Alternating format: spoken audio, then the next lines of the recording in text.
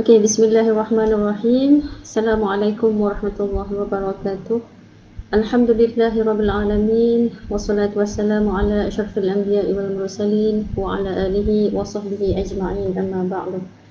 Alhamdulillah, bersyukur kita pada malam ni kita dapat sama-sama meluangkan masa untuk sesi perkongsian saya. So sesi ni lebih macam santai-santai je lah. Kalau ada soalan nak tanya boleh terus tanya dalam kita punya komen. Dan pertama sekali saya nak mengucapkan terima kasih kepada admin tulis tesis kerana menjemput saya pada malam ni untuk berkongsi sedikit pengalaman yang saya ada sepanjang perjalanan PhD yang penuh ranjau dan duri lah yang boleh saya katakan. Dan Alhamdulillah juga terima kasih saya ucapkan kepada Encik Muhammad Zaki kerana dia sudi memberi peluang kepada saya untuk berkongsi dengan semua penonton yang ada dalam grup tulis tesis. Alhamdulillah. Okey, dan saya juga mengucapkan terima kasih kepada semua penonton yang sudi join live malam ni. Sama-sama kita berkongsi, saya berkongsi pengalaman dari pihak saya dan mungkin kalau ada pengalaman daripada penonton yang nak dikongsikan atau nak bertanya, insya-Allah boleh terus tanya. Sesi ini diberikan kepada saya untuk berkongsi tentang perjalanan PhD dan juga tentang sedikit emas, macam mana emas tu digunakan sebagai manfaat sepanjang perjalanan PhD saya. Okey, waalaikumsalam kepada semua sahabat-sahabat dalam grup ni yang memberi salam. Selamat datang kepada yang baru join. Saya perkenalkan diri saya. Saya sebenarnya nak guna perkataan doktor kat depan tu masih janggal lah sebab saya rasa baru sangat lagi. So saya perkenalkan saya Rohayati binti Husin, berasal daripada Baling, Kedah dan menetap di Sungai Petani dan kini menetap di Sungai Petani lah. Secara orang kata saya dah diajukan beberapa soalan lah mengenai perkongsian pada malam ni. Dan saya ada yang bertanya tentang pengalaman menyambung PhD. So kalau nak diikutkan pengalaman menyambung PhD sepanjang 6 tahun lebih yang boleh saya katakan nak diringkaskan dalam masa sejam ni, nak kena pilihlah yang mana yang sesuai untuk saya kongsikan pada malam ni. Alhamdulillah, saya pun tak sangkalah saya dijemput untuk berkongsi sedikit tentang pengalaman PhD saya pada malam ni. Saya bahagikan pengalaman PhD saya ni kepada beberapa fasa. Fasa sebelum memulakan PhD, fasa permulaan PhD, fasa semasa PhD dan fasa penghujung PhD. Okey, kalau nak dilihat dari segi sebelum PhD lah, sebenarnya saya pernah berimpian menulis satu impian lah di atas kertas bahawa pada 10 tahun dulu, maknanya sekarang umur 37, 10 tahun dulu maknanya umur saya 27 tahun, saya pernah menulis di sehelai kertas bahawa saya ingin memiliki PhD pada umur 35 tahun. Cita-cita saya memang nak memiliki PhD pada umur 35 tahun, tapi tersasar sedikit disebabkan ada pelbagai kita hanya merancang, Allah yang menentukan segala aturan hidup kita. Jadi walaupun saya punya sasaran untuk nak habis PhD pada umur 35 tu tak tercapai, tapi saya bersyukur Alhamdulillah dapat menamatkan PhD pada umur 37 tahun baru selesai semuanya. So macam mana saya boleh orang kata memulakan PhD ni? Kalau nak diikutkan pengalaman sebelum PhD lah, pada umur saya 28 tahun, iaitu pada tahun 2011, saya dah disebabkan ada target nak ada PhD pada umur 35 tahun, saya dah start buat simpanan sendiri, simpanan melalui emas pada 2011. Daripada 2011 saya dah start menyimpan. Dan saya tak target pun untuk nak mohon beasiswa ke apa. Saya dalam fikiran saya memang nak buat PhD. Tapi saya tak fikir sama ada nak mohon beasiswa ataupun apa, tapi saya start menyimpan. Masa tu 5 tahun bekerja dengan UiTM Cawangan Kedah pada 5 tahun, maksudnya saya dah start kerja dengan UiTM pada 2009. 2011 tu saya dah start buat simpanan melalui emas. Okey, dan alhamdulillah pada tahun 2014 Allah takdirkan saya untuk start buat PhD. Yang mana kes saya ni kes terpencil sikit, bukan saya yang mencari supervisor, tapi supervisor yang mencari saya. Sebab apa saya kata supervisor yang mencari saya? Sebabnya saya ditawarkan untuk buat PhD di bawah grant LRGS. Yang mana dalam grant ni melibatkan collaboration antara beberapa universiti, dan setiap universiti tu dia kena ada student PhD di bawah grant tersebut. Dan saya punya penyelia ataupun masa tu belum lagi jadi penyelia lah, maksudnya dia pensyarah ni dia nak cari student. Jadi pensyarah ni dia dah ada student, tapi student ni tak jadi buat dengan dia. Jadi dia buka lah offer tu kepada siapa-siapa yang nak buat PhD, dan kebetulan kawan saya ni dapat info tersebut dan kawan saya bagi tahu saya lah. Kata ada seorang pensyarah ni tengah cari student nak buat PhD.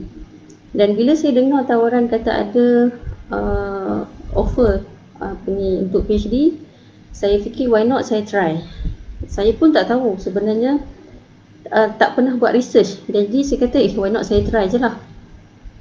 Dan bila saya berkata saya ni dah tak pernah buat research, tapi tak apalah saya try je. Dan saya pun contact lah dengan pensyarah tersebut dan buat pertemuan pertama kali dengan dia.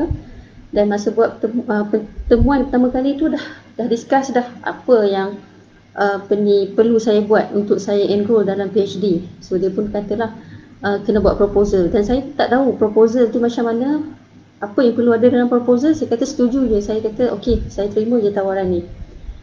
Okey, bila balik daripada jumpa dengan dia tu, saya kata boleh ke aku nak buat PhD ni? Saya terfikir sendirilah, tapi saya istikharah.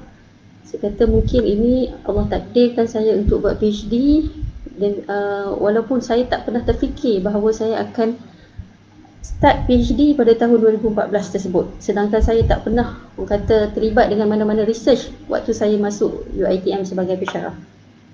Okey, kemudian dalam grant LRGS ni dia bukanlah macam beasiswa. Kita tahu kalau buat research di bawah mana-mana grant pun dia akan bayar pada student tersebut sebagai GRA lah. Tapi disebabkan saya ni ada bergaji penuh, saya tidak boleh diberi bayaran sebagai GRA secara bulanan. So saya akan based on claim lah. Apa-apa aktiviti yang saya buat, saya akan claim daripada grant tersebut. Okey, kalau nak diikutkan, sebenarnya daripada grant tersebut tu, grant LRGS tersebut pun tidak cukup bagi pada saya lah untuk perjalanan PhD saya. Jadi secara total up saya menggunakan kos untuk PhD ni dengan menggunakan grant tersebut lebih kurang dalam 15,000 lah. Tapi bagi saya sebenarnya tak cukup kos tersebut, sebab PhD ni sebenarnya dia memang memerlukan duit yang banyak lah. Kalau orang tanya saya, buat PhD ni guna duit banyak tak? Pada saya memang menggunakan duit yang banyak, sebab journey untuk nak dapat PhD tu macam-macam kita akan lalui dan segalanya memerlukan kos. Okey, so bila dah dapat tawaran tersebut, saya mohon daripada pihak grant ni sebenarnya daripada UKM. Saya punya supervisor tu daripada UiTM. Jadi secara tak langsung saya buat PhD under UiTM lah. Dan bila buat PhD under UiTM ni, bila menyambung pengajian dalam UiTM ni, saya ada dapat benefit lah disebabkan saya adalah staff UiTM. Jadi kos untuk grant pun lebih rendah lah berbanding orang lain yang bukan staff UiTM. Jadi pada fasa, habislah fasa sebelum PhD, fasa permulaan PhD pula, bila saya dah start kata nak buat PhD, jadi saya pun struggle untuk fokus kepada tulis proposal. So bila dah start tulis proposal, kalau di UiTM, disebabkan saya di UiTM Kedah, supervisor saya di UiTM Perlis, apa-apa proses pun semua berlaku di UiTM Shah Alam, disebabkan UiTM Shah Alam adalah UiTM induk. Apa-apa proses submit proposal, defend proposal dan sebagainya berlaku di UiTM Shah Alam lah. Okey, kalau ada apa-apa soalan boleh je terus ditanyakan kepada ruang komen ya. Okey, fasa permulaan PhD, kebetulan pada fasa permulaan PhD tu saya juga dikehendaki hadir ke kursus professional wakaf. So supervisor saya kata disebabkan LRGS ni adalah grant di bawah wakaf, yang mana grant ini memang mengkaji tentang wakaf di dalam pelbagai area. Jadi supervisor kata you kena attend kursus profesional wakaf, yang mana bila saya attend kursus profesional wakaf ni, dia dapat membantu saya punya kajian PhD. So kursus profesional wakaf ni memerlukan saya attend kursus ini selama 7 minggu berturut-turut. Jadi untuk attend kursus wakaf ni saya kena bayar 1,600, dan untuk mendaftar PhD saya perlu juga bayar lebih kurang 1,000 lebih. Waktu tu ada sedikit masalah pada saya disebabkan ada kekangan kewangan pada waktu tu, disebabkan saya pun memang tak dapat beasiswa apa-apa, dan memang solidly memang guna duit gaji saya. Dan waktu tu gaji kerja 5 tahun sebagai pensyarah tak adalah gaji tinggi sangat. Okey, jadi saya agak bermasalah lah untuk nak bayar yuran pengajian untuk nak mendaftar dan juga untuk nak teruskan saya punya kursus profesional tersebut. Dan kebetulan juga pada waktu tu suami saya diuji dengan ujian di tempat kerja dia terpaksa diberhentikan kerja. Jadi segala kos utility dalam rumah saya terpaksa tanggung sedikit lah. Apa-apa yang dia sebelum ni yang dia tanggung, jadi saya juga kena support. Jadi saya fikir macam mana saya nak bayar kos kursus, yang mana kursus profesional wakaf tu saya attend bersama sahabat saya yang ada dalam live ni juga, Dr. Sheila, yang mana saya pun baru kenal Dr. Sheila masa nak attend kursus profesional wakaf ni. So kami daripada Sungai Petani bertolak ke Cyberjaya, ulang alik selama 7 minggu yang memerlukan kos yang tinggi lah. Jadi waktu tu memang saya menghadapi masalah kekangan wang tunai. Dan bila saya ingat balik perjalanan tersebut, alhamdulillah saya ada emas yang saya simpan daripada 2011 tu. Saya terpaksa jual emas tersebut. Sebenarnya sayang juga nak jual emas tersebut, jadi saya tanpa berfikir panjang saya pun jual emas tu. Waktu tu tak terfikir pun untuk nak gadai emas tu di Arwah Nur ke bagai, sebab memang tak terfikir, tak pernah masuk pun Arwah Nur. Jadi saya pun jual lah emas tersebut di kedai emas lah. Dapatlah lebih kurang 1,600 emas tersebut. Saya pun bayarlah yuran PhD, dan selebihnya saya gunakan untuk kursus profesional wakaf. Kursus profesional wakaf tu anjuran agensi mana, ada yang tanya anjuran agensi mana kursus tersebut. Waktu tu pada 2014 dianjurkan oleh Universiti Islam Malaysia, iaitu waktu tu memang khas diwujudkan untuk siapa-siapa yang nak belajar tentang wakaf. So daripada situ saya belajar kursus wakaf secara profesional lah, dan dapat sijil, dan kami ada convocation bersama sahabat saya Hashila. Ada yang tanya apa tajuk kajian saya. Okey, tajuk kajian saya daripada awal sampai akhir bertukar-tukar, tapi last kali selepas dah submit yang hard copy punya, tajuk saya adalah Law and Governance of Wakaf in Selected Higher Education in Malaysia, Lesson Learned from Turkey.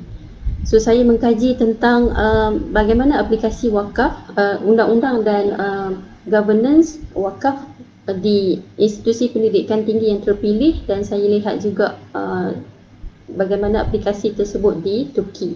So saya mengkaji antara Malaysia dan Turki lah. Okey, start daripada 2014 lah saya terlibat mengkaji tentang wakaf secara mendalam. Okey, so waktu tu bila dah terpaksa jual emas tu, saya rasa agak sedih lah. Tapi walau bagaimanapun saya rasa berbaloi lah apa yang saya simpan selama ni. Okey, tiba-tiba lepas saya dah jual tu, memang mama saya lah, arwah ibu saya, dia dapat tahu. Dia kata, kenapa jual emas tu? Dia kata, kenapa tak pinjam duit daripada dia? Dia kata, saya kata, selagi saya mampu untuk usaha sendiri, saya takkan minta pada orang. Saya takkan, sebab kita faham daripada kita kecil sampai ke kita belajar degree, kita gunakan duit mak ayah kita. Why not pada PhD ni saya usaha sendiri. Saya kata, tak apa mama, saya guna duit saya sendiri untuk bayar PhD, walaupun waktu tu agak terdesak kewangan kan. So saya kata tak apa.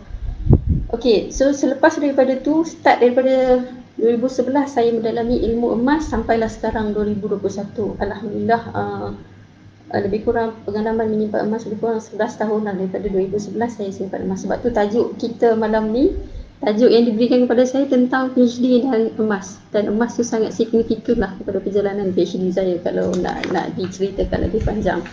Okey, itu fasa permulaan PhD saya lah. Dan kemudian semasa PhD ini barulah the real story of PhD itu sebenarnya apa. Okey, saya nak berkongsi lah tips semasa PhD ini. Pertama sekali tips yang saya boleh kongsikan kepada kawan-kawan lah. Pertama sekali doa. Doa tanpa henti. Daripada awal permulaan PhD sampailah ke penghujung PhD, kita sentiasa kena berdoa. Berdoa supaya Allah memudahkan perjalanan PhD kita. Berdoa bukan untuk diri sendiri sahaja. Berdoa pada sahabat-sahabat kita yang sama-sama dalam perjalanan PhD.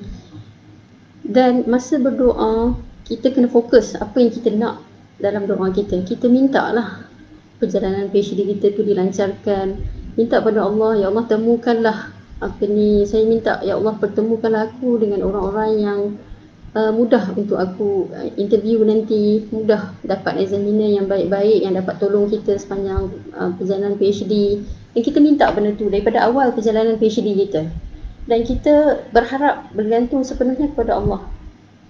Dan kemudian kita juga bukan dan selalu saya perasan lah kalau orang buat PhD ni kadang-kadang dia nak diam-diam, dia tak nak orang tahu kata dia buat PhD. Mungkin disebabkan dia tak nak orang tahu kalau dia buat PhD nanti kalau dia tak lulus, dia gagal dalam PhD, dia rasa malu. Tapi bagi saya tak ada masalah, kita share kata kita ni buat PhD, kita minta orang sekeliling kita doakan kita, itu insya-Allah akan dapat keberkatan. Mintalah orang sekeliling kita doakan kita, minta adik-beradik kita doakan kita, kawan-kawan kita, insya-Allah semoga perjalanan PhD kita tu dipermudahkan. Dan yang kedua, tips yang pertama tadi adalah doa tanpa henti sepanjang perjalanan PhD kita. Yang kedua, kita jaga ibadah kita. Walaupun kita buat PhD, kita jangan jadikan kita punya PhD itu sebagai hijab kita dengan Allah. PhD ini sebenarnya bukan everything. PhD ini sebenarnya mengajar kita untuk menjadi manusia yang lebih baik. Jadi kenapa kita nak jadi orang yang hanya fokus PhD sampai lupakan benda-benda yang lain. So jaga ibadah kita. Jaga kita punya solat. Waktu masuk waktu solat berhenti dulu tulis tesis. Pergi solat dulu. Dan jadikan amalan zikir yang tetap. Maksudnya kena konsisten dengan zikir pagi petang. Walaupun kita sibuk dengan PhD, zikir jangan tinggal, Al-Quran jangan tinggal. Tak pandai baca Quran, belajar untuk pandai baca Quran. Walaupun buat PhD, jangan anggap benda-benda lain tu tak penting dah, fokus pada PhD saja. Jadi ibadah kita pun dah terbekalan. Dan sepatutnya bila dah sambung PhD ni, kita punya ibadah makin mantap. Sebab kebergantungan kita kepada Allah tu, orang kata lebih baik sebenarnya, menjadikan kita insan yang lebih baik. Okey. Dan tips yang ketiga adalah kita perlu ada kekuatan minda dan emosi. Sebab apa saya kata perlu ada kekuatan minda dan emosi? Orang buat PhD ni memang kadang-kadang emosi dia down, kadang-kadang emosi dia okey, kadang-kadang dia rasa malas nak tulis tesis, kadang-kadang dia rasa rajin. Samalah apa yang saya alami pun. Saya rasa kawan-kawan yang lain pun yang tengah sambung PhD, yang tengah struggle untuk menyiapkan tesis. Tapi emosi kita memang kena kuat. Macam mana nak ada emosi yang kuat? Berbalik kepada kita punya kebergantungan kita kepada Allah. Sebab kalau kita abaikan dari segi ibadah kita, macam mana kita nak pastikan emosi kita tu okey ataupun tak? Dan kita kena cakap pada diri kita bahawa kita ni strong. I am strong. I can face anything to finish my thesis. I can face anything, any hurdle, any challenges kita boleh hadapi. Dan sentiasa kena fikir positif. Okey, bagi kawan-kawan yang kalau ikut fasa PhD saya lah, daripada permulaan saya buat part time sebab masa tu belum dapat cuti belajar. Part time, kemudian dapat cuti belajar, dah habis cuti belajar masuk, tesis belum siap lagi. Jadi walau macam mana pun emosi kita kena tetap okey, kena tetap positif. Dan bila dah sebelum cuti belajar pun memang sangat busy lah dengan kerja yang macam-macam. Dan kalau nak diingatkan pada 2014 masa saya nak start buat PhD tu, masa saya dah start PhD, saya sebenarnya tengah menyiapkan research juga, research grant di bawah Jawatan Kuasa Pembaharuan Undang-Undang, yang mana saya perlu pergi interview. Saya dah start PhD saya, tapi grant tu masih berjalan, masih belum habis. Jadi macam mana pun saya tetap kena habiskan PhD saya juga. Saya punya research tu juga. Saya kena pergi interview, dalam masa yang sama PhD saya dah start, dah berjalan. Jadi masa tu pula tajuk tesis tu masih tintong lagi lah, sebab masa tu pun belum defend proposal lagi. Dan pada semester 1 tu saya belum lagi dapat cuti belajar. Semester kedua baru saya dapat cuti belajar. Saya gunakan saya punya offer letter yang tawaran research saya tu untuk memohon cuti belajar bergaji penuh dengan agensi luar. Pada waktu tu walaupun dapat grant daripada agensi luar, saya masih boleh memohon cuti bergaji penuh. Tapi tak adalah allowance apa-apa macam orang yang dapat beasiswa. Sepenuhnya memang saya gunakan duit grant, saya gunakan saya punya gaji, saya gunakan saya punya emas sepanjang perjalanan PhD saya itulah. Dan waktu saya cuti belajar, saya dah start, ini tips yang seterusnya lah. Saya buat milestone saya sendiri, saya start buat timeline saya sendiri, supaya bila ada milestone kita punya study, kita tahu progress kita setakat mana. Kalau kita tak ada milestone, kita tak ada timeline kita sendiri, kita akan tak ada guideline, kita tak tahu progress kita dekat mana. So perlu ada timeline dan perlu ada kita punya milestone. Kemudian saya juga wujudkan diary PhD. So diary PhD ni sangat penting pada kita. Start daripada kita buat PhD, saya start menulis diary saya daripada start saya enroll to PhD pada 2014 sampailah penghujung saya punya PhD 2021, penutup segala kisah PhD. Yang mana diary PhD saya tu lebih kurang 50 lebih jugalah muka surat yang saya start daripada awal tarikh saya berdaftar sampailah penutup, sampailah saya dapat surat senat. Jadi diary itu sangat penting dan saya sangat sarankanlah kepada kawan-kawan yang tengah buat PhD, tulis diary kita punya PhD. Sebab apa, kadang-kadang diary ni penting juga, kita nak catat progress kita nak apa aktiviti kita, dan amat penting sebab dengan adanya diary ni, bila kita nak hantar progress report, kita akan refer balik pada diary kita dan tengok satu semester tu apa yang kita dah capai dan kita tengok baliklah apa yang ada dalam diary kita. So sangat penting. Kemudian kita juga perlu ada ilmu tentang pengurusan pengajian. Selain daripada kita tips-tips yang tadi tu, kita perlu ada ilmu pengurusan pengajian kita. Sekejap, saya tengok kepada komen. Salam Dr. Ya, betul, it's such a struggle doing PhD. Macam tak cukup masa pun ada. And lonely journey tu, I'm still struggling now, but nothing worse having come easy kan. So memang PhD adalah perjalanan yang struggle. Orang yang buat PhD saja tahu macam mana perjalanan PhD tu. Kalau kita bercerita dengan orang yang tak buat PhD lagi, dia tak mengalami, dia tak akan faham. Walaupun kita punya perjalanan ni different antara kita dengan orang lain, tapi orang yang buat PhD ni dia tahu dia punya kesusahan dia tu setakat mana. Dan betul apa yang dikatakan oleh Puan Ati Mahmud tadi. Okey, kemudian kita kena ada ilmu pengurusan pengajian. Macam mana kita nak urus kita punya pengajian, macam mana kita nak backup kita punya tesis, semua benda tu kita kena belajar. Sebab saya sendiri, saya tidak ada pengalaman untuk buat research. Jadi bila terus masuk dalam dunia PhD tu, saya kena belajar daripada awal. Okey, ada juga yang tanya saya daripada awal apa yang saya buat. Okey, saya nak tunjuk contoh buku yang saya dah bacalah. Daripada awal saya refer kepada buku tulis tesis cepat daripada Dr. Oti. So buku ni memang saya dah beli daripada awal masa saya start buat PhD. So saya baca buku ni berkali-kali. Alhamdulillah banyak input yang ada dalam buku ni. So kalau siapa-siapa yang belum ada buku ni dan masih terumbang-ambing untuk sambung PhD, boleh rujuk pada buku ni lah, tulis tesis cepat. Dan ada juga buku yang saya beli yang boleh saya kongsikan yang amat bermanfaat. So Zero Draft of Thesis. So yang ni pun daripada Dr. Oti, saya memang rujuk lah buku ni. Okay, kemudian cerita waktu dah, orang kata dah start cuti, apa yang saya buat masa start cuti. Saya apa ni, saya boleh apa ni, kata-kata PhD saya ni, perjalanan dia, saya aktif. Saya pergi ke sana ke sini semua, memang saya aktif lah waktu tu. Masa cuti belajar saya buat jadual belajar. Jadual belajar saya daripada pukul 9 sampai pukul 5 petang lah, macam office hour. Pukul 9 masuk saya punya gua, saya boleh kata gua lah, bilik study tu saya anggap sebagai gua saya untuk online. Tak okey Kak Jun?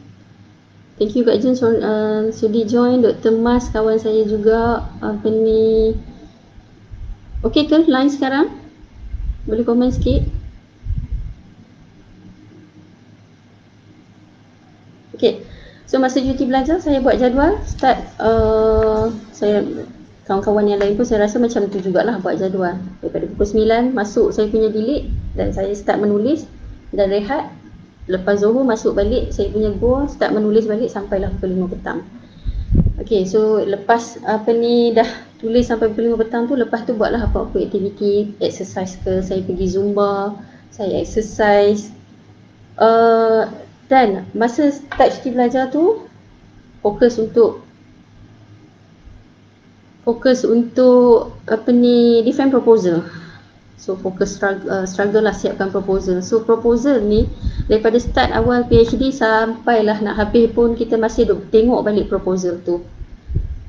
Masih tengok pada proposal, kadang-kadang objektif pun masih kita tengok lagi, research question pun masih tengok lagi. Maknanya selagi tak submit untuk nak viva tu, benda tu masih berubah lah. Okay, saya jalan cerita saya defend proposal pada semester kedua. Masa cuti belajar tu saya defend proposal dan unfortunately saya gagal masa defend proposal.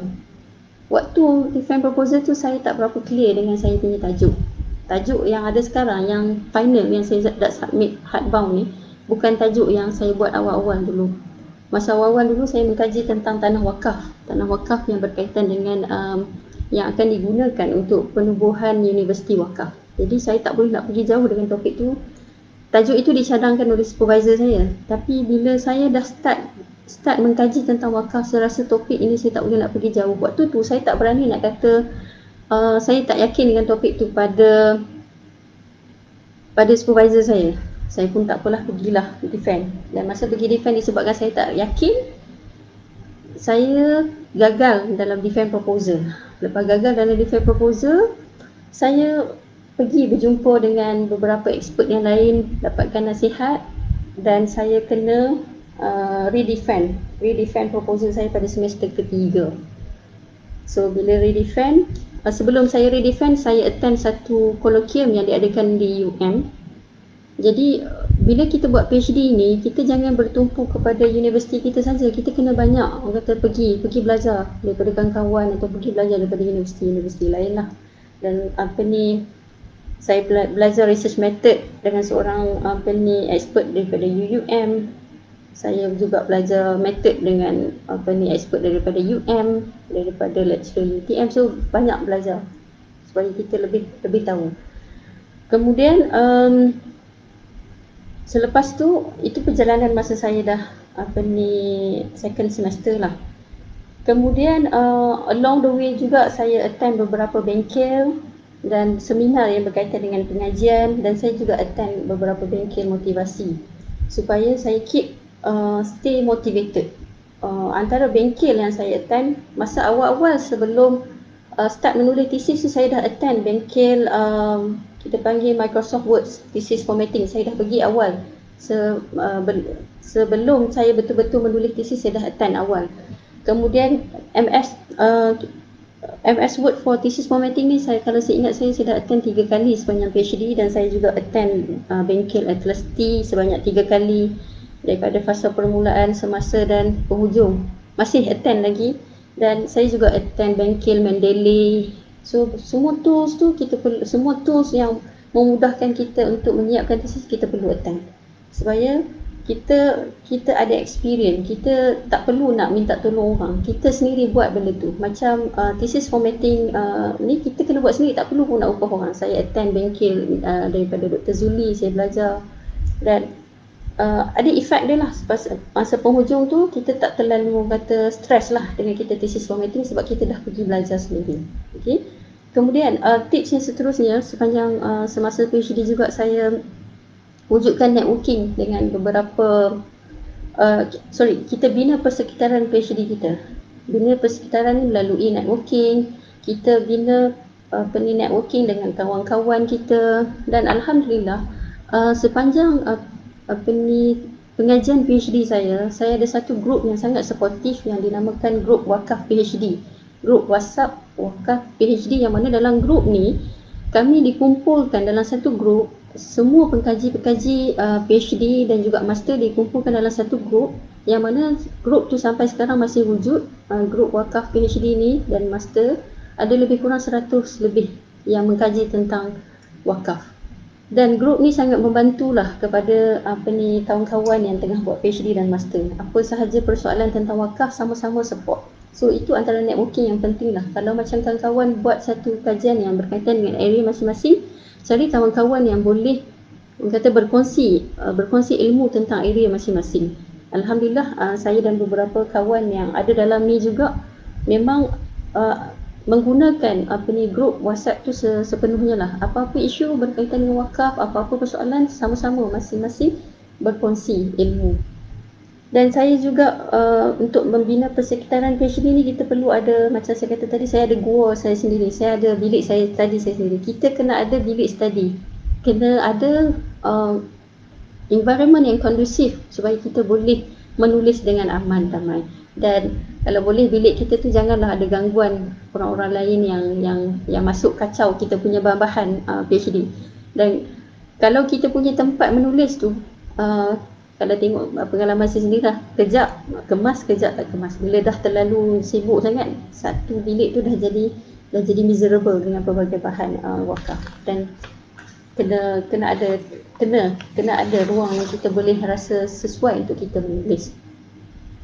Okey, kemudian cerita PhD saya ni bukanlah orang kata hebat untuk saya berkongsi, tetapi saya beranggapan bahawa perjalanan PhD saya ni smooth.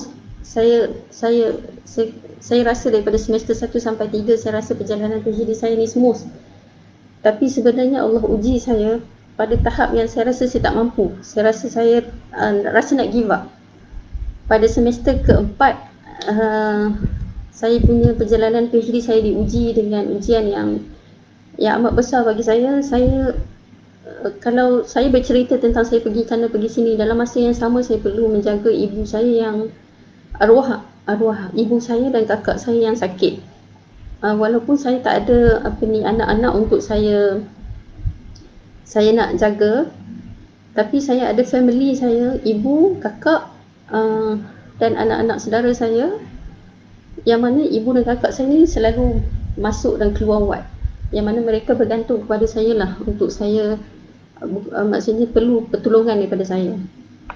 Pada semester keempat saya diuji dengan penyakit misteri, yang saya boleh katakan penyakit misteri lah, sebab saya tak tahu, saya tak dapat exactly, doktor pun tak dapat nak diagnose saya punya penyakit. Waktu tu saya ingat lagi, saya enroll kelas Dr. Fazli. Kalau siapa kenal Dr. Fazli daripada UPSI, saya enroll kelas tersebut, saya register untuk attend 10 kali bengkel, dan saya hanya sempat attend sebanyak 2 kali. Selepas balik daripada bengkel tu, tiba-tiba saya rasa saya mungkin terkena anxiety lah ataupun stres, yang mana saya rasa saya tak stres, tapi doktor kata saya menafikan bahawa saya sebenarnya stres dengan PhD, stres dengan saya punya mak yang tak sihat, dengan kakak yang tak sihat. Jadi bila saya stres, saya kebetulan masa saya balik daripada kursus yang saya attend di UPSI tersebut, waktu saya dah start sakit. Bila saya dah start sakit, terpaksa masuk hospital dan ambil masa beberapa hari masuk hospital dan nak recover balik.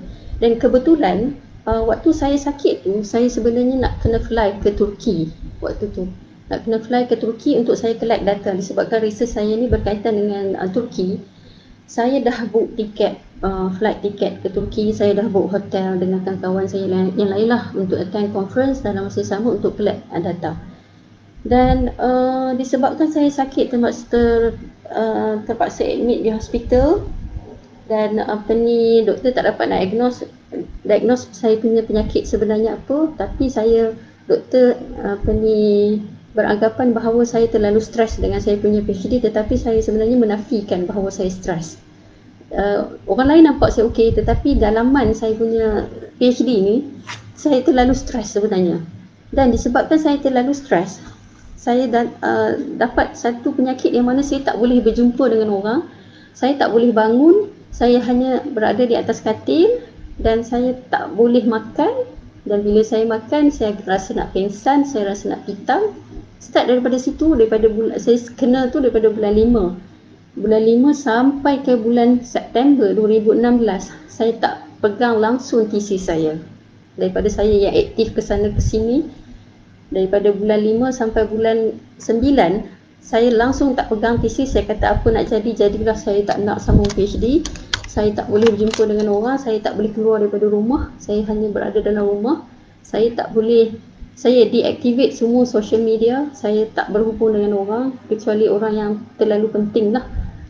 Saya memang deactivate live saya dengan orang. Saya tak boleh, even saya nak bangun daripada katil pun saya perlu dipapah oleh suami. Waktu tu hanya orang terdekat saya lah yang tahu bahawa saya sakit.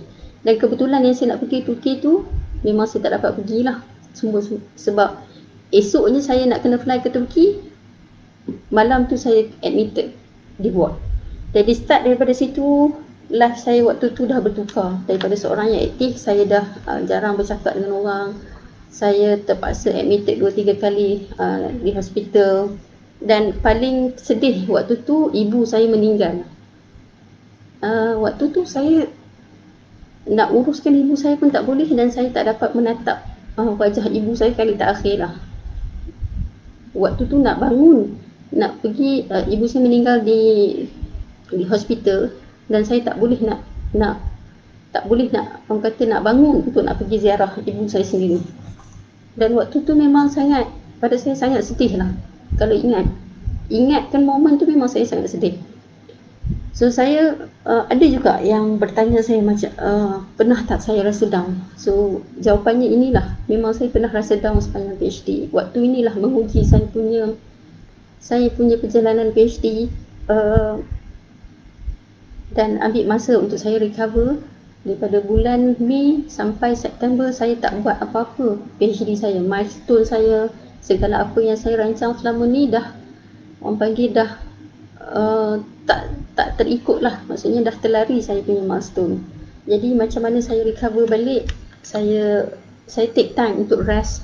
Saya berjumpa beberapa orang yang menasihati saya supaya jangan down, dan saya memulakan proses rawatan. Alhamdulillah pada Oktober 2016 saya recover balik, saya dah start aktif balik. Dan saya nak dijadikan cerita, pada Oktober tu yang sepatutnya saya pergi ke Turki pada Mei tersebut, saya dah orang kata dah prepare everything. Alhamdulillah pada Oktober tu saya saya aktif balik pergi ke conference, dan saya berjumpa dengan seorang orang Turki yang menjadi sahabat saya sampai sekarang, yang mana dia adalah saya berjumpa dengan orang yang tepat. Pada Oktober tersebut saya dapat peluang pergi ke Turki dengan bantuan orang yang saya jumpa tersebutlah. Nama dia Mr. Davud. Mr. Davud ni adalah orang yang menguruskan wakaf di Turki, yang mana Turki kita panggil Directorate General Foundation, yang mana Directorate General Foundation ni lebih kurang macam kalau kita di Malaysia kita panggil Jauhar lah, yang menguruskan wakaf. Jadi Mr. Davud ni menjadi speaker menjadi salah seorang speaker di conference, dan saya berjumpa dengan dia. Saya berjumpa dengan dia tu, dia ni bukan sebarang orang. Dia adalah orang yang bekerja, Directorate General Foundation ni adalah satu badan yang kita panggil di bawah kementerian, di bawah Erdogan. So, saya berjumpa dengan orang yang memang tepat. Dan selepas saya jumpa dia pada Oktober tu, saya tekad. Saya kata, saya nak pergi Turki dan nak jumpa Mr. Davud ni di Turki. Balik daripada conference tu, saya start buat, saya dah memang start balik lah, dah start bersemangat balik.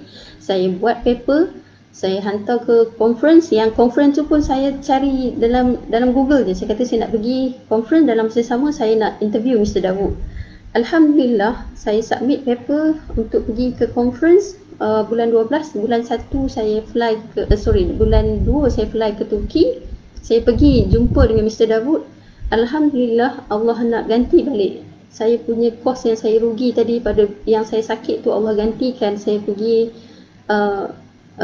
ke Turki, saya dibiayai oleh Mr. Davud. Saya stay di hotel wakaf dan saya dijemput daripada hotel yang Mr. Davud ni hantar, dia punya driver. Saya pergi ke Directorate General Foundation tu, saya dilayan macam VIP. Sedangkan saya ni bukanlah siapa-siapa, student PhD yang naif, yang memang orang kata student PhD, bukanlah VIP siapa-siapa. Alhamdulillah, saya pergi dengan suami saya. Saya dengan suami pergi, tak guna agensi apa-apa pun, saya just tawakal, saya memang nak pergi, saya tekad saya nak pergi. So Alhamdulillah, saya jadi sahabat baik Mr. Davud. Start daripada situ, saya ada good connection dengan dia, interview dia untuk PhD saya. Dan beberapa saya punya thesis PhD saya adalah memang sebahagiannya adalah berkaitan dengan Turki lah. Dan Mr. Davud juga memang banyak membantu saya lah dalam perjalanan PhD saya.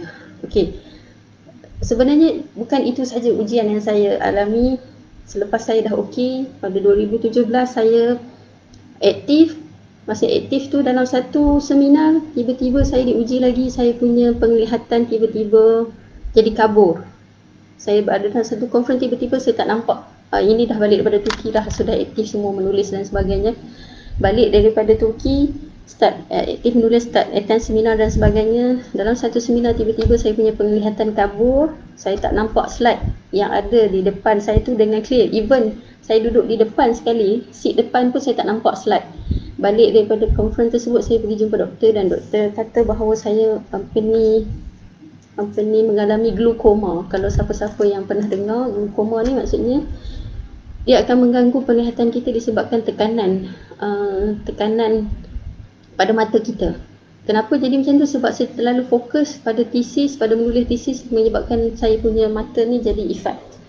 Dan doktor kata glukoma ni, kalau dia tak, orang panggil apa, suddenly attack. Bila suddenly attack, doktor kata boleh jadi saya akan jadi buta. Bila doktor cakap macam tu, saya boleh jadi buta. Bayangkan saya tengah aktif menulis, saya tengah aktif pergi ke sana ke sini, doktor kata saya boleh jadi buta. Dan kemungkinan bila saya bangun pagi, jangan terkejut, bila bangun-bangun tu saya tak boleh melihat lagi disebabkan glukoma. Saya tak pernah dengar apa itu glukoma. Balik daripada tu saya research tentang glukoma, dan bila baca sources tentang glukoma ni, ya Allah, macam amat menakutkan. Saya kata, ya Allah, Allah uji aku lagi. Allah tak nak bagi perjalanan yang kata yang smooth, supaya aku boleh belajar lagi tentang macam mana nak hadapi ujian. So saya terpaksa kuat untuk hadapi ujian ni. So sekejap saya baca persoalan. Salam doktor, saya sedang buat PhD mengenai wakaf tunai. Okey, nanti boleh kontak saya balik, Dr. Razali, Encik Razali Yusof, kalau nak tanya tentang wakaf.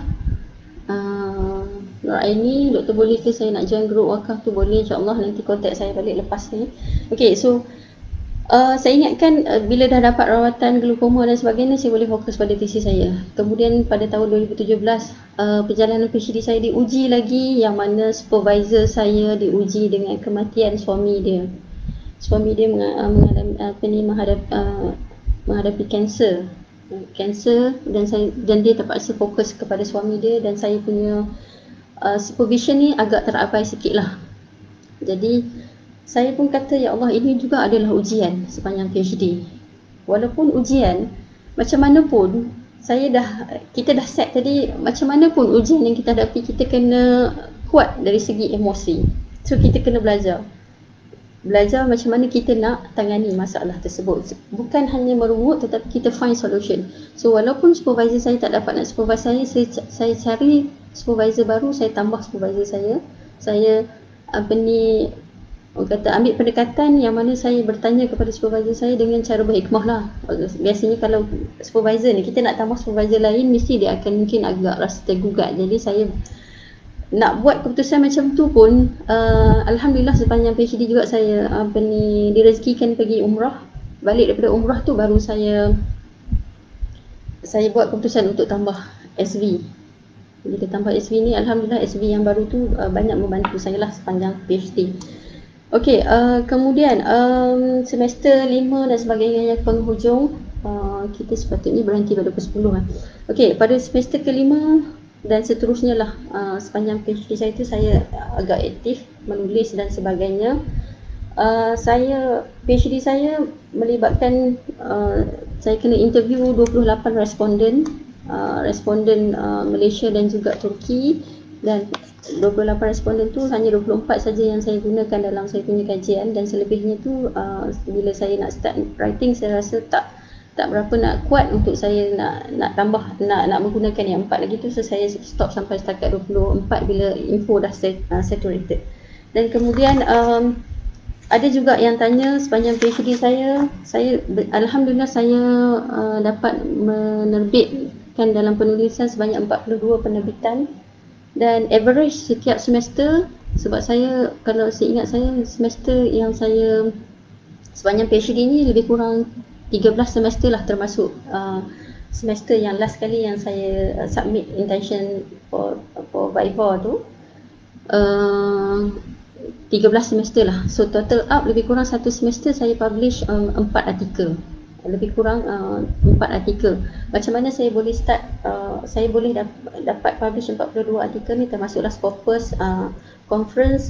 Saya attend conference 21 conference sepanjang PhD, dan saya dapat 21 proceeding total up, dan sepanjang PhD juga saya dapat 2 research grant FRGS yang berkaitan dengan wakaf.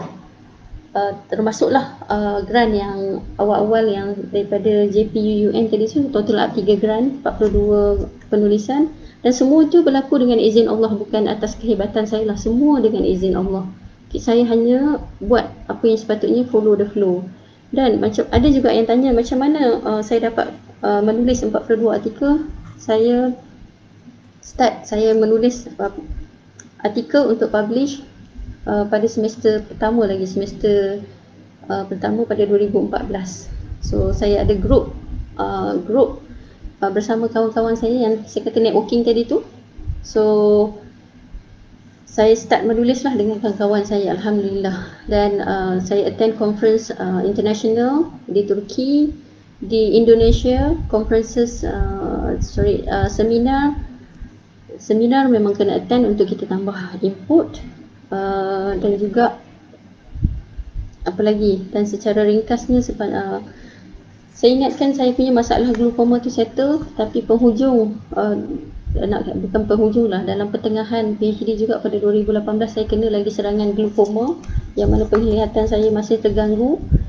Dan nak diingatkan juga sepanjang PhD juga, jangan kawan-kawan juga perlu perlu letak portion untuk kos upah mengurut. Saya juga menghadapi masalah muscle jam, yang mana saya tak bangun pagi, saya tak boleh nak menulis, saya punya tangan jadi jam disebabkan muscle cramp. Kemudian penghujung PhD saya, bila saya sepanjang cuti belajar tu pun saya tak dapat nak habiskan thesis saya.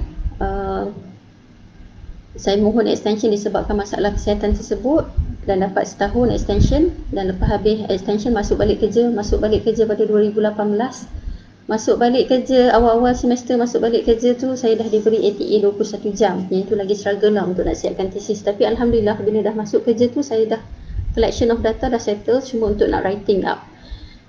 Bila nak write up ni agak struggle jugalah. Kadang-kadang kita tak tahu teknik, bila tak tahu teknik kena pergi belajar dan sebagainya. Ambil masa daripada 2018 hingga 2019 saya menulis, dan masa kerja sangatlah struggle orang yang buat part time. So saya punya perjalanan PhD kembali kepada part time lah. Dah masuk balik kerja, saya diberi jawatan yang pelbagai, nak kena pergi attend kelas marking dan sebagainya, 21 jam ATA. Dan 21 jam ATA tu memang banyak lah sebenarnya. Dan waktu mana saya menulis, ada yang tanya saya waktu mana saya menulis, saya minta saya punya jabatan letakkan jadual saya semua pukul 8 pagi. Waktu pukul 8 tu biasanya lecturer tak nak lah, sebab pukul 8 tu awal. Jadi saya kata tak apa, saya sanggup ambil pukul 8. Lepas habis kelas saya fokus untuk menulis. Saya tak ada masa untuk nak bergembira dengan kawan, pergi makan dengan kawan ke apa. Saya fokus menulis daripada tengah hari, petang, malam ada lagi waktu menulis lagi. Dan kalau tak struggle macam tu memang tesis tak siap lah. So semuanya dengan bantuan Allah sebenarnya, dengan keizinan Allah. Dan Alhamdulillah, setelah struggle menulis tesis Disember 2019, saya submit draft saya yang dah beberapa kali diperbagi kepada SB. So SB semak, dan buat pembetulan dan sebagainya. Pada 30 April saya submit tesis saya tahun lepas. Masa tu PKP. So saya punya penghujung ni semua dalam keadaan COVID.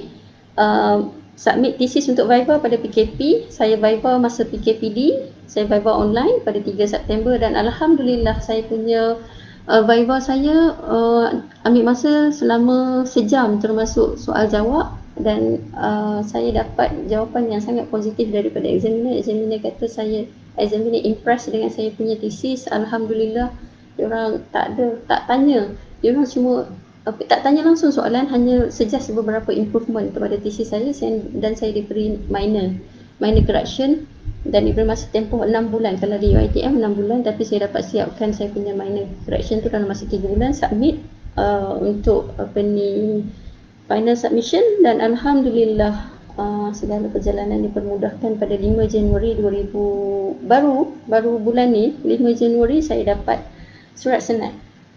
Saya tak GOT, saya juga tak GBT, graduate before time, graduate time, dan saya GAT, graduate after time. Walaupun graduate after time, Alhamdulillah saya bersyukur setiap momen yang saya lalui itu semuanya ada hikmahnya tersendiri yang mengajar saya menjadi seorang yang lebih menghargai setiap apa yang saya lalui. Dan di samping tu juga, walaupun saya busy dengan saya punya tugasan sebagai lecturer, sebagai pelajar PhD, saya juga terlibat dengan tanggungjawab sosial, yang mana saya juga memegang jawatan sebagai Timbalan Pengerusi Muslimat di Surau. Bila pegang jawatan pengerusi Muslimat ni, saya kena atur program di Surau, dan Surau tu menjadi saya punya rumah yang kedua lah. Dan saya bergaul dengan makcik-makcik surau, bukan untuk membawang, tapi untuk saya sebagai tanggungjawab sosial saya buat program dengan mereka. Saya block time saya setiap hari Jumaat, saya akan pergi surau, attend kuliah dan sebagainya. So itu juga adalah salah satu cara untuk kita release stress kita bergaul dengan masyarakat.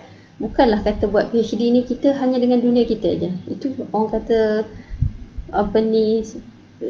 kita kena bergaul dengan masyarakat supaya kita boleh release lah, bukan hanya dunia PhD saja yang kita perlu tumpu. Okey,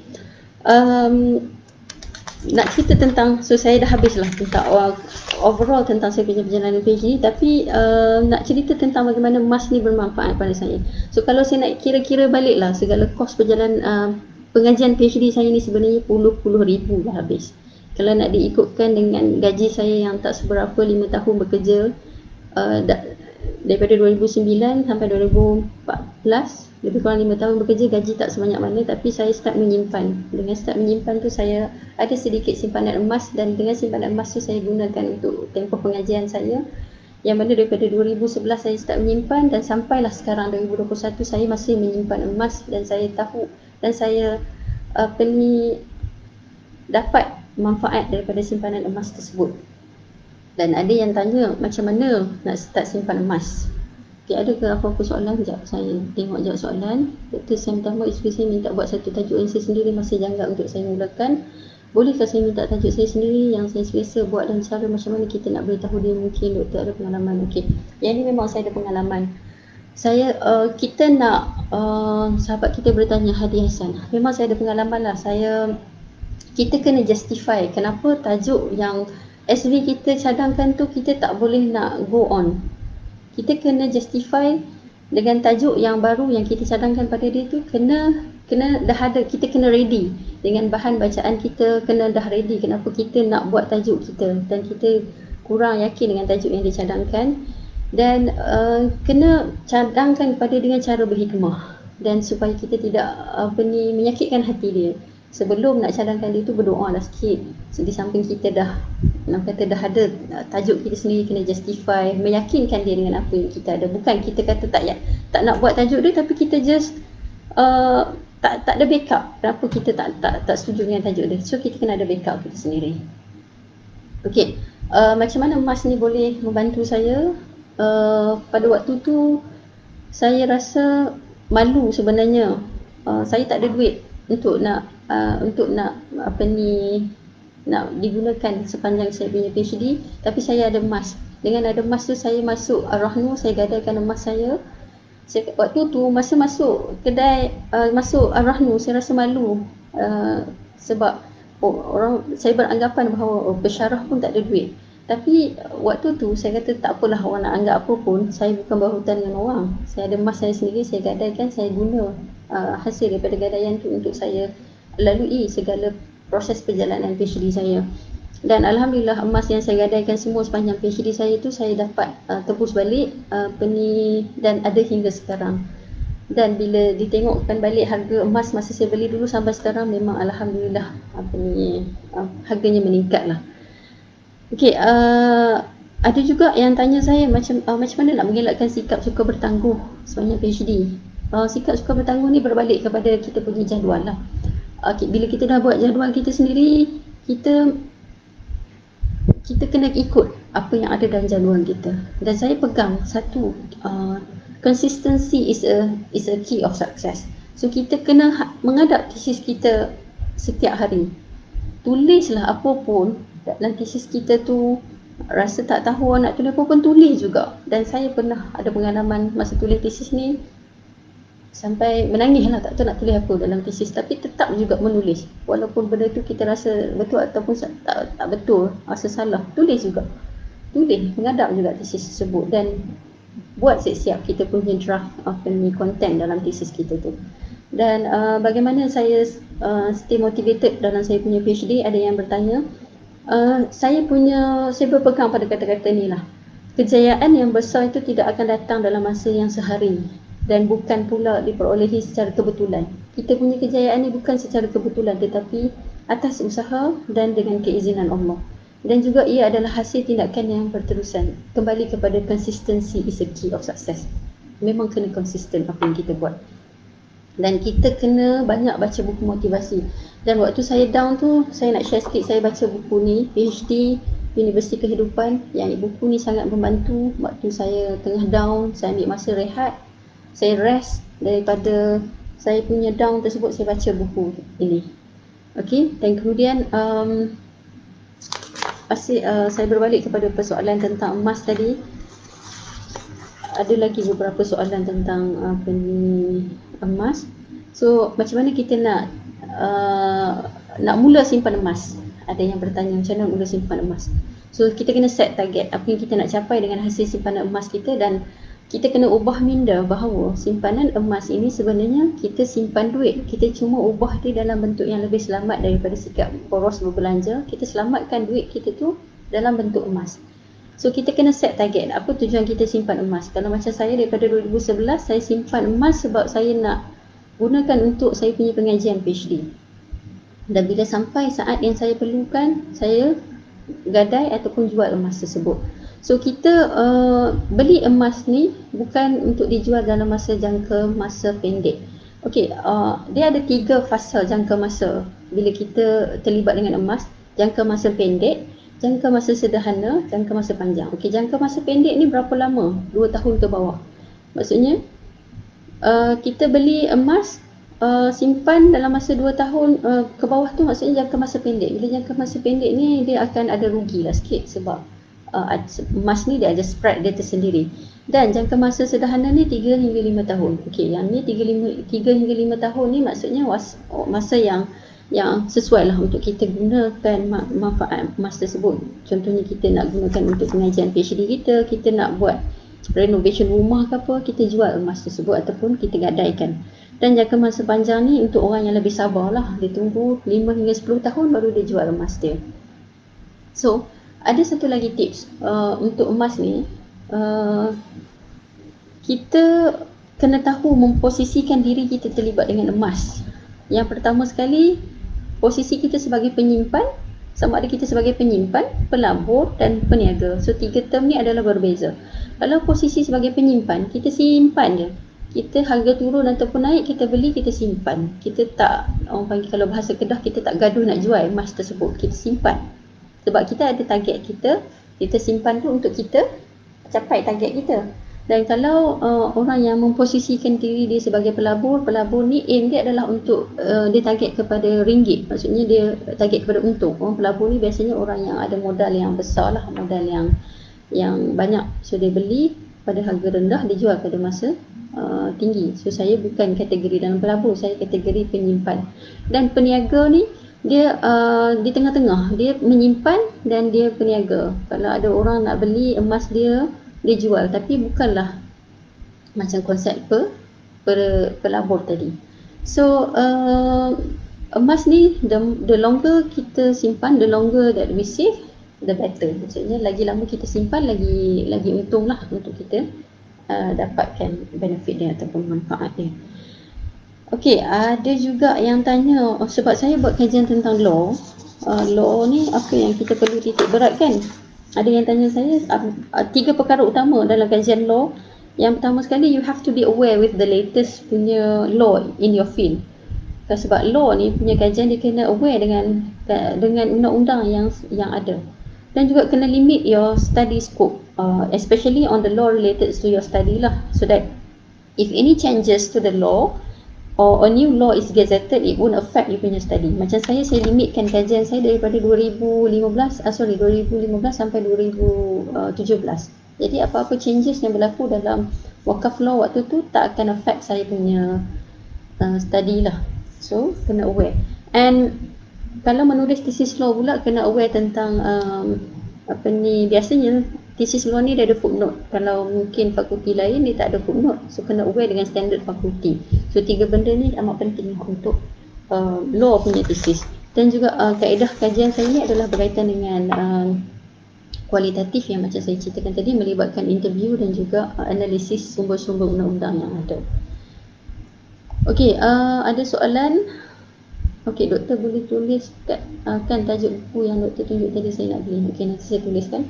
Doktor, bagaimana untuk yakinkan diri untuk lalui perjalanan PhD sebab pasti akan tempuh satu perjalanan yang berbeza dan mencabar. Memang kadang-kadang kita rasa kita tak mampu untuk nak hadapi perjalanan PhD tersebut.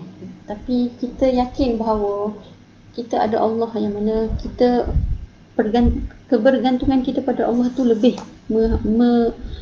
mengatasi segala-galanya. Maknanya kita nak cerita dekat orang pun orang belum tentu faham. Tapi kita kena mengadu waktu lepas solat, kita mengadu, kita bangun waktu pagi, bangun tahajud. Kita bangun tahajud dan doa, minta Allah permudahkan kita, minta Allah lembutkan hati semua orang yang ada di sekeliling kita yang berkaitan dengan kita punya PhD. Cerita dekat orang pun belum tentu orang akan faham kita punya perjalanan, tapi berceritalah dengan Allah. Okey, saya rumuskanlah perjalanan PhD saya ni dengan kata-kata kita jangan compare kita punya perjalanan PhD kita dengan orang. Kita tengok orang tu dah habis PhD, kita rasa sedih. Kita punya memanglah rasa sedih. Dalam masa yang sama kita rasa sedih, kita kena move on. Kita kena bangkit. Kita kena start buat apa yang sepatutnya kita perlu buat. Dan kita kena, sebenarnya kita adalah arkitek dalam hidup kita. Kita adalah arkitek dalam journey PhD kita. Kita yang mencorakkan perjalanan PhD kita. Dan kita bertanggungjawab sepenuhnya pada research kita. Kita adalah start daripada PhD sampai penghujung kita adalah bertanggungjawab pada research kita. Even SV kita pun tak tahu detail tentang research kita sendiri yang tahu. Dan saya boleh gambarkan perjalanan PhD ni sebagai universiti kehidupan, yang mana kejayaan PhD kita ni bukan hanya bergantung pada faktor kita sendiri sebagai pelajar, tetapi bergantung kepada pelbagai faktor luaran dan dalaman. Dan saya menamatkan saya nak kata orang yang tamat PhD ni bukan sebab dia pandai ataupun apa, tetapi disebabkan ketekunan dia, usaha dia tanpa jemu dan sabar melalui segala dugaan yang dihadapi. Dan insya-Allah lepas kita dah lalui semua tu, Allah tak akan sia-siakan usaha kita. InsyaAllah Allah akan gantikan dengan sesuatu yang lebih baik selepas tu.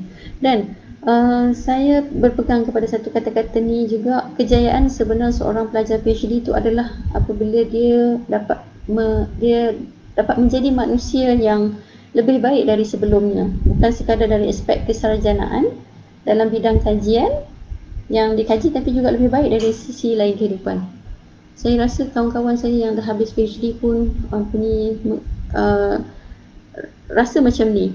Maknanya PhD ni adalah universiti kehidupan. Perjalanan PhD adalah universiti kehidupan. Jadi saya mendoakan semua sahabat-sahabat yang masih berjuang untuk menghabiskan PhD, menyiapkan tesis dan sebagainya, teruskan konsisten menulis tesis, hadapi segala ujian yang dialami, yang dihadapi dengan sabar dan tabah. InsyaAllah masa akan tiba. Cumanya waktu sekarang bukan masa kawan-kawan lagi untuk nak habiskan. InsyaAllah the journey will end soon, tapi kena hadapi dia dengan sabar dan tabah, insyaAllah.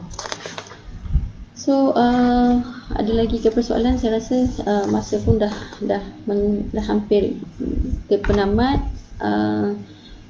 So mohon isi feedback yang diletakkan di situ. Ada lagi ke yang nak tanya?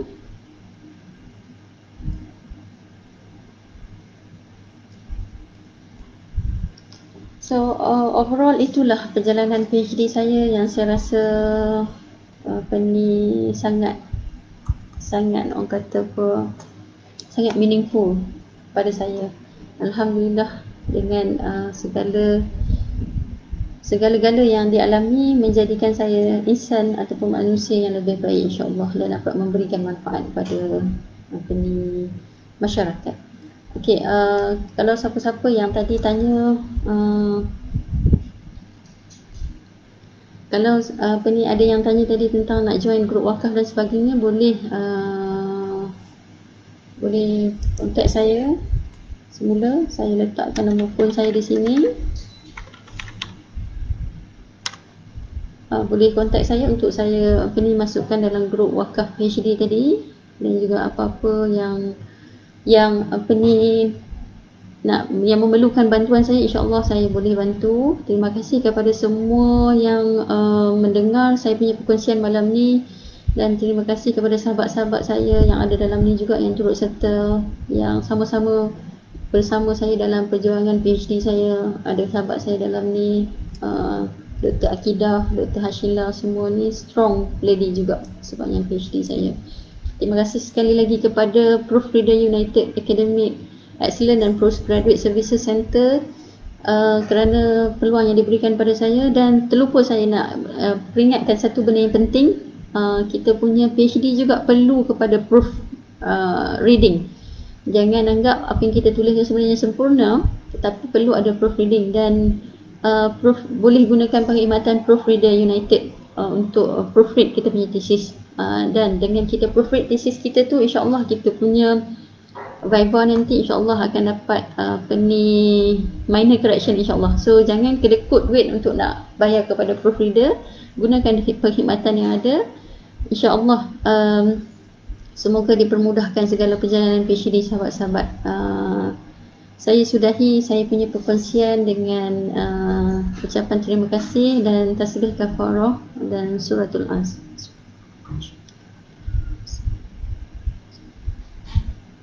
Terima kasih sekali lagi kepada semua. InsyaAllah kita jumpa lagi dalam apa-apa kolaborasi yang akan datang. InsyaAllah. Terima kasih. Assalamualaikum warahmatullahi wabarakatuh.